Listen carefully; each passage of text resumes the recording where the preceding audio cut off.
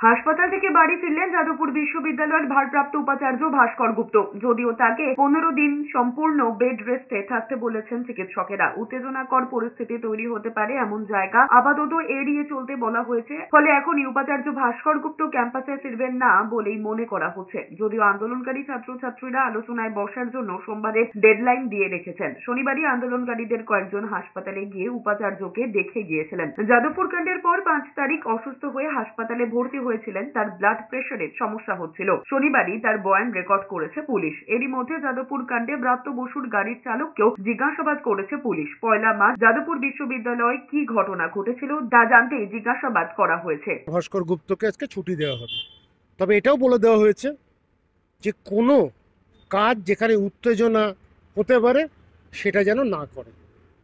আর দ্বিতীয়ত পরিষ্কার বলে দেওয়া হয়েছে বিশ্রাম নিতে 15 দিন পর্যবেক্ষণে থাকবে। সেই প্রেশার থেকে শুরু করে যা যা প্যারামিটার্সগুলো দরকার এই মুহূর্তে সেগুলো যেন নিয়ন্ত্রণে থাকে। 15 দিন বেড রেস্ট বলেছে। হ্যাঁ, 15 দিন বেড রেস্ট বলেছে। এবার দেখা যাক, তারপরে আবার ডাক্তার 7 দিন পরে দেখবেন, দেখে উনি কি বলেন।